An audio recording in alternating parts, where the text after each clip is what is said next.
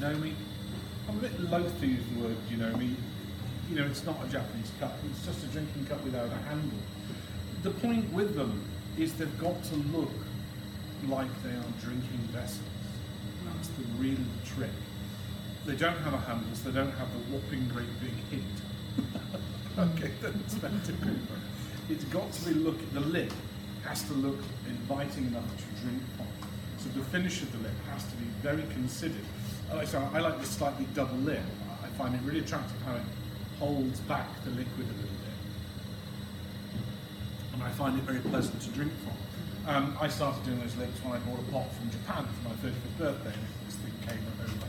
And it had this lovely double rim on it. And I sort of thought about that for a while as I used it, and sort of, so yes, I think I'll do that. And I've sort of incorporated that ever since. The dimensions of it, again, you know, look at your height and widths of the hands. I generally throw a lot of these off the block, a hump of clay, and throw them in different sizes, so they are all different. But as a general rule, for a stoneware, I'd say about 500. But you see, you're looking at a good extra 100 grams of clay just to accommodate this foot, quite a hefty foot. And the shaping of the base is very important. So we will look at that. I collect these, okay? I may have already said, I own hundreds of them, and from potters all over the world. I still buy them today. I bought a new one 2 weeks ago in London. They give me immense pleasure. Each one is a little bit of the potter's handwriting. It's fabulous, and they're affordable generally. I mean, I have spent some serious money on them too, but for the most part, you can buy a piece of that and you can use it. And I find that incredibly exciting, and I think it's an element of ceramics pottery which is an absolutely beautiful thing. So again, I urge you to buy pots. If you find pots that really excite you, buy it.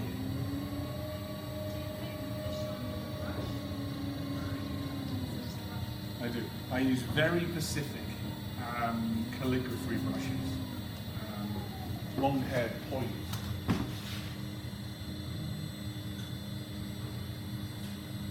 See the pinched in head? Yeah, these are old ones, but I use something. Can you see the spearhead tip? Yeah? So there is the mark. Ooh, look, so you get a lovely fine stroke. If I press higher, do you see? That is wonderful. Yeah?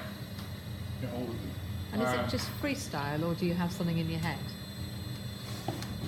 How long do you spend looking at fish, basically? Half you spend looking at fish. Good one. I've always loved fish. Simple fish, simple calligraphic fish. It's fluid, it's nice, it's a nice image. I wanted to learn. You see how fluid this pot is? Can you see that?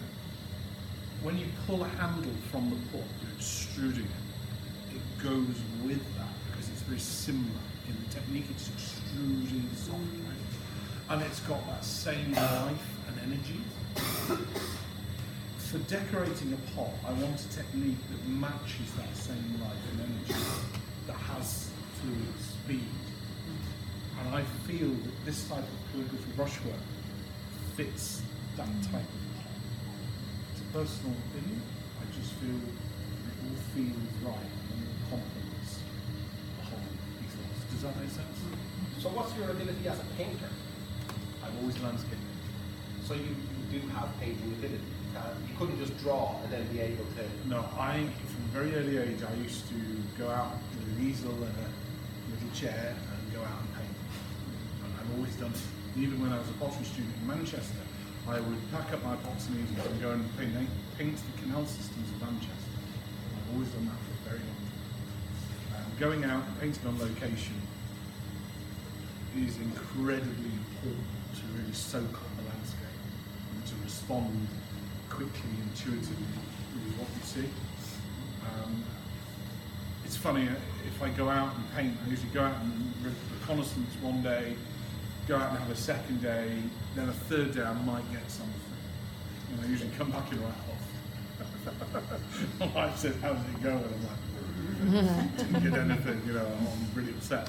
And what's funny is I'll put the sketchbooks away, I'll probably look at them later on, some months later, and I'll look back and go, oh actually, wow, I got something, that was something really quite nice.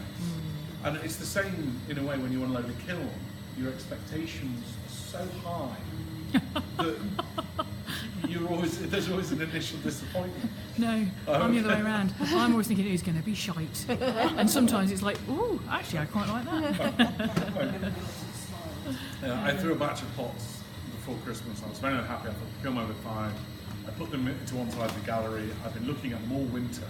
And when I came to select work for Ceramic Art London, big show last week, I came back to them and went, oh, bloody hell, this is good. Do you know what I mean? And, they were really great pots. It was, you know, pots that I was really proud of, but I just couldn't. It took me ages to see it because of getting through my expectations. It's interesting to see how we talk about the other side of it, because I always imagined you just sit down and make pots. There's a whole other element to it for you, isn't there? It's baking pots is a way of life. It's a funny rhythm to it. Glazing jars. I have to go down sometimes at midnight and work on pots. You're in tune with the way you fire. You've got to be in the mood to make good pots. Yeah. Most of the when you're going and doing a circuit like I do and do the shows up and down the country and your stock exhibitions, you're working in sort of pulses and waves, and it can be quite exhausting. And you can go through very intense working periods that you're not sure where you are. And during that, you can hit upon a few things start to click. You start to get, oh, I've just done something new or something exciting. But then you need to stop and pause and look back and reflect to see where you've been. It's really self-evaluating, confusing, upsetting, bonkers journey. Does that make any sense? Anyway, I need to get on. Sorry, I'm chatting away. Anyway, so these are stone laying items. I tend to go for about 500 grams of clay. If I'm doing them in porcelain because of the extra shrinkage, go for about 6. Okay, in we go. Now you've got to be careful you don't go down too far. That's a classic mistake. Again, I really want to make the curve. I love this lovely, the centre point in the middle of these. And just as you've seen with the turning of the point, I find it wonderful to have this axis through the bottom of the pot. It's very complementary to the way it's been made. Again, make sure you compress the bases so you get the heel in there. Lovely. And then just make sure that's just so. It's almost like that really is made for that. Yeah. Okay. But, you know, make your own tools, you know? Carve them, collect some nice stones from the beach. Find something that's, you know, personal to you. It's rather nice to do. Ticking up with the thumb. Pause. Coating the wall. For me, fingertip lifts with this sort of size. So I'm thinning out the wall. Now, I'll put the rim in now, because whilst the wall's upright, you see, I can compress that now at this stage before anything else is happening. Now then, again, just like we've been doing today, you get the wall to the thickness that you want. I'm going to pop that out a bit now.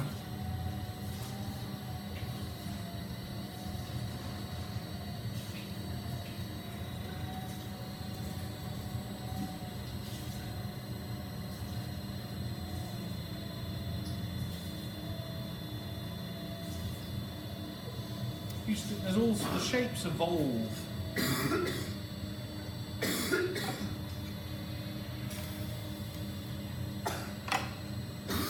Used to make them quite curved, after a period of making them quite straight-sided. Quite liking just gently popping them out a little bit. So just angling that in a little bit. Yeah, just put a little angle on there. Wonderful, just a little curve, yeah, that pops in, so it's wider here, it's tapering in, and it's accommodating within that space a little flare of the rim, do you see? It's quite nice. But this is just the current shape. There we go. That's quite nice.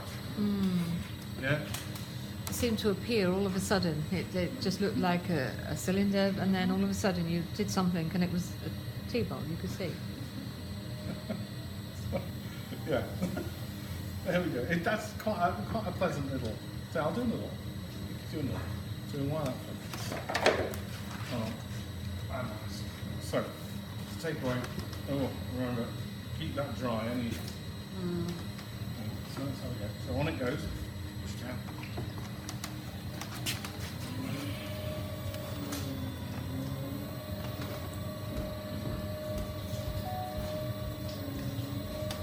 Thing is, I'll throw a batch of these, and again, I was saying to a few, I'll go through the line and colour few if they're not up to standard, rather than committing them to kill. You know, they've got to be just right, and I am incredibly particular about quality. Often than not, if I'm uncertain about things, I'll come into the kitchen and get used for a bit to see if I really think that it's up to standard. It's how I collect pots now. I'm trying to buy pots that I'm not sure about, that challenge me, and I sort of to buy them and take them home to see if I agree with it and see if it changes my opinion, which I rather quite like. It's rather nice. You're pushing quite aggressively at the base with your thumb, aren't you, on that? So I'm really gathering it up. The problem with making is I tend not to think about it. Yeah.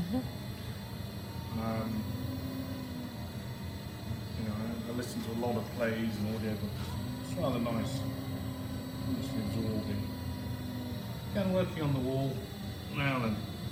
Again, you don't want to make them too thin. They're very, very hot if they're too thin. You want a little bit of generosity in the wall. A little bit of balance and weight.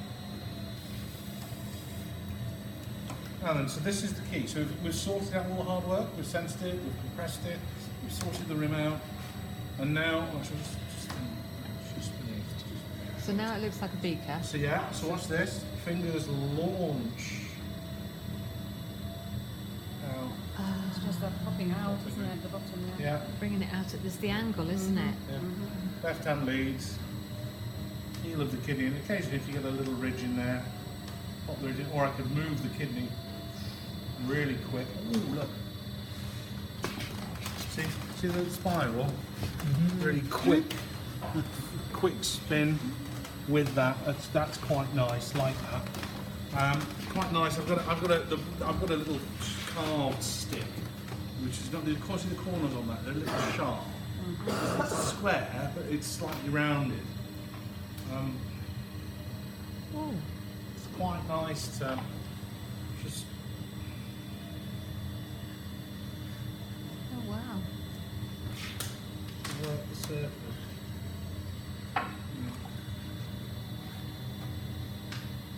Throw it evenly to start with.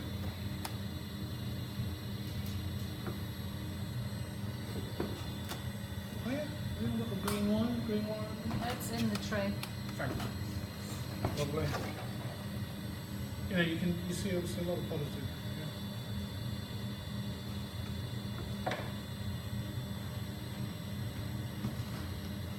Just make that uneven a little bit. Soften that down lovely. Why did you do that? So I want the rim to be soft. It's not that part of the culture to dribble your tea down your face. You'd be surprised. I have an issue with that anyway. Absolutely. No. That's a different workshop, isn't it, altogether? Feels a bit incongruous to spend so much time making it neat I know. and straight. Yeah, and then you kind of, but that's the art, isn't it? That's it. You see, and the combination of the slurry and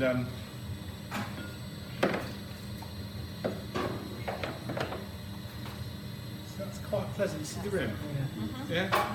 There's a softness to it, so you can feel the surface quality. Yeah, it's rather nice to hold. There's a quality of that one of that. You handle it. You can feel a little bit more life in the wall, and they're really rather fun to do.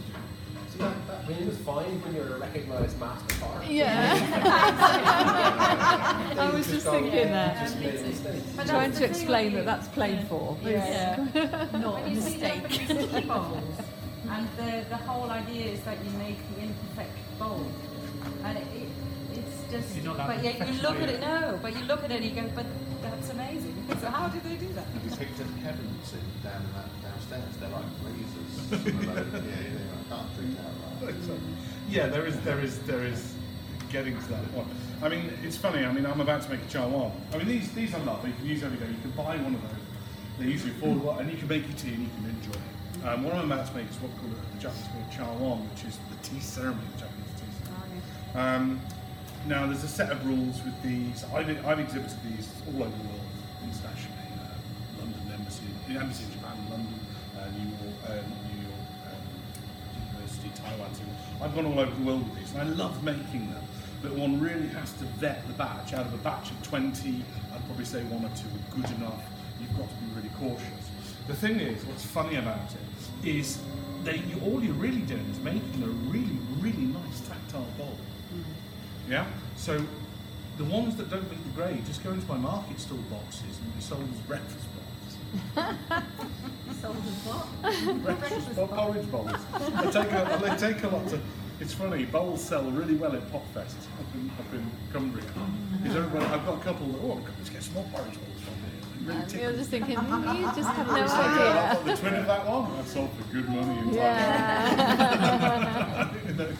Thailand. No clue. And they start off with rice bowls. Yeah, I mean, if you look at the 15th century, 15th century Japan, a lot of the sort of pots they had for the tea ceremony to start with were just peasant bowls from mainland Korea and China. Really simple, and there's a beauty in them. Again, this wabi-sabi, this everyday sort of random natural beauty of common things. Now, this one has to have a larger base. It's got to take the bamboo whisk inside it, which they use to froth and whisk the green tea. It's quite nice actually, because 1 or 2 of them, if you get the dimensions just so, even when you make a regular brew in them, and you whisk it with your teaspoon, you get a little bubble going in the middle, because there's just the dimensions just seem to take it. You know, I mean, I have a few of these. I mean, I eat my porridge out of quite an expensive one.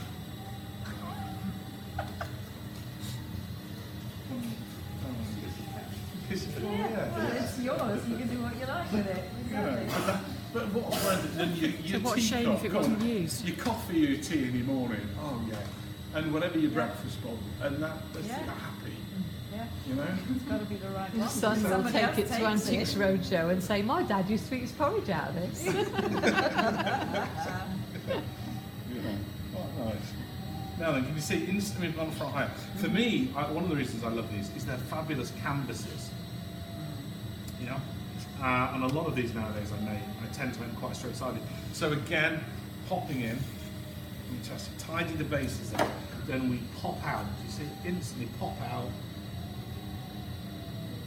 and bring up the wall. Quite a steep-sided bowl, cupped and handled. They tend to have what they call a face, and the face is the best side of the bowl. It's the bowl that's presented to the guest. So it's pass through. I'm not. I like the ritual of it. I like the respect of it. I think there's something really nice about it. My brain can't stop thinking that we ought to do something similar, but opening a tin of pea and ham soup. Boiling the water on the charcoal. So a little, lovely. And we'll pop that in. Again, using the ribs is fabulous. It's a dry lift. And it's quite nice. So that's wider That's wide. and Take this- slightly more squat. Yeah, it's wider. Take that whisk. Okay. And